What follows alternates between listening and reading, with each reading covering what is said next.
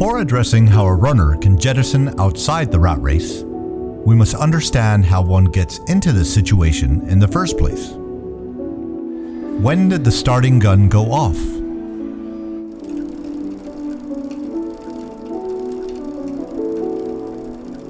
People generally tend to think that the starting line of the rat race originates the moment one graduates from college and enters the professional world.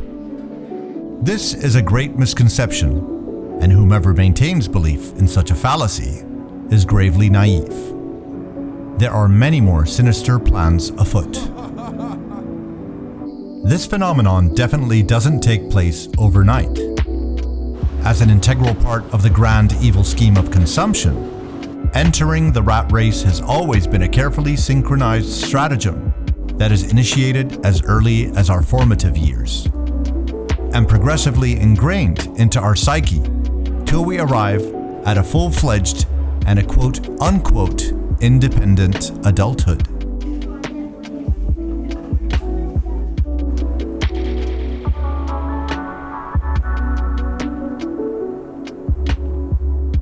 It begins with advertising, and as we all know, it takes no prisoners.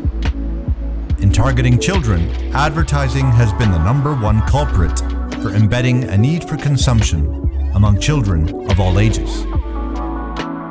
With the commercialization of numerous annual events across the globe, materiality in the form of food, toys, or technology is now an expected norm from the earliest of ages, implanting the seeds for a more and more desire.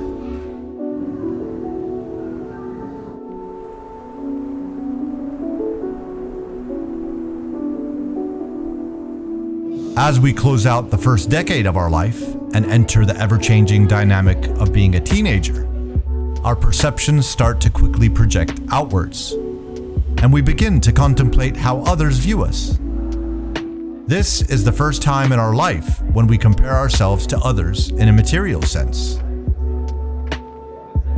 Schooling is also the first time we and our achievements are judged. Getting good grades, being the most popular, societal elevation as an athlete, and admissions into top colleges are all outcomes that are demanded by the adults around us, and consequently result in a competitive spirit that becomes mean-spirited versus one embodied by goodwill.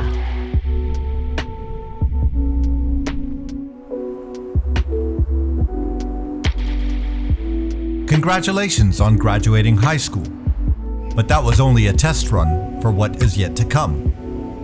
Over the next 4 to 5 years, financial holes will be dug deep before you even start making a significant penny. Financial disorder will become a lifelong partner. Your success will now be ascertained not by how good you actually are in the grander scheme of things, but by which school brand you attend and how you compare to the highest performing peers of your group, not by your individual ability to contribute. Competition will have been indoctrinated in you in preparation for your entry into the workforce.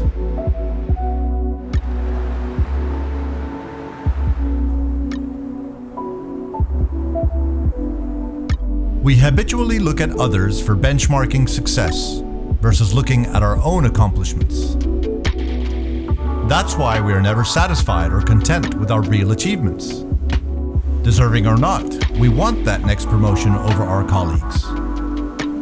There are always more successful and more capable people to compare yourself to, and with that, we lose track of our own path and get drawn into one of others.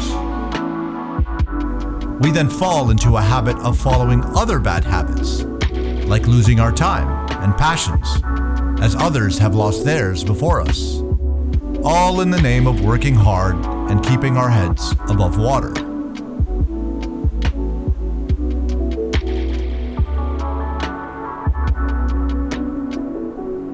We might be shocked at this blunt expression, but there is a truth within it. Whenever we meet someone new in life, we go through the same motions to judge whether they are more or less than we are. The same questions of what do you do? Where do you live? Where do you travel? And so on are typical behavior. We live in a ceaseless cycle of comparison. Modern technology has multiplied the reoccurrence of this phenomenon to an uncontrollable extreme of minutes and even seconds. We are in a perpetual state of craving for more rewards. All types of rewards, be them material or emotional. We hunger for them as they represent our value to ourselves and to convince those around us that we are truly worthy. The more the rewards, the greater we feel about ourselves. Consequently, we run and run and run. But don't get stressed out. There is hope. The key to exiting a rat race is a single point of action. Move alone. Or better yet, independently. At your own speed, with your own goals, and at your own personal level of contentment. But within this sole action, there are 5 sub-measures that must be addressed.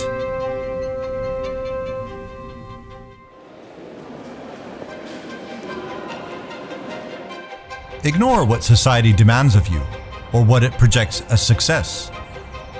With that, I mean, decide that your thoughts and convictions alone are of the utmost importance to you. No one else matters. Who cares if you own 1 or 2 homes? Have this job or that? If you know you'll be happy in life with what you have and who you are, then accept it wholeheartedly. No one can take that state of being away from you.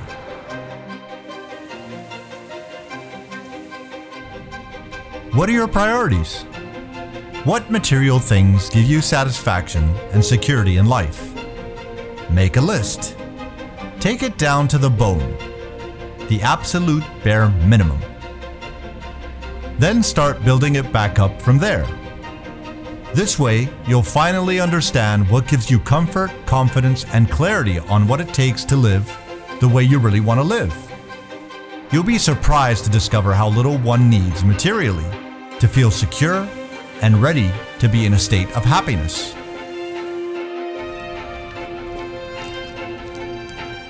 Live within your capabilities. Stop digging yourself in a deeper and darker hole of debt. Wanting more materially is not wrong per se, but it should not be at the expense of your comfort and well-being. Avoid spending money you don't own, unless its purpose is for production, and not strictly for pleasure or consumption.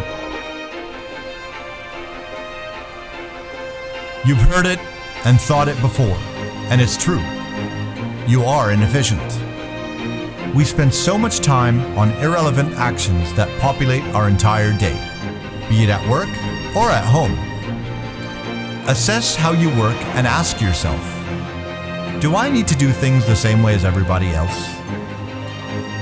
Can you minimize the effort, but realize the same outcome? As much as we've been conditioned to work and perform at our professions, there is no one correct convention that applies to all. No matter how many people do it that way. Find your own way. The wish and strive for betterment should apply to your personal development, and not always towards material advancement. Be better than the person you were yesterday, across all the elements that make up your complex life, with yourself, your family, your friends, and your career. Your goals will evolve. Your expected rewards will then shift from the material only and towards an emotional as well as financial prosperity. These 5 measures vary in their number of recurrences. The first 3 are single iterations of action that require a momentous decision and commitment, whereas the last 2 demand constant attention and repetition. Individually, each measure can slow your running down, but collectively, and as you accomplish more, your run will gradually decelerate to a jog. And then hopefully, a fully aware and more liberated walk becomes your new reality. Stress and tension will dissipate. Your days will overflow with more time opportunities for more experiences can finally be taken. Joy and happiness are within your reach. And in that moment, you will have achieved your miraculous escape.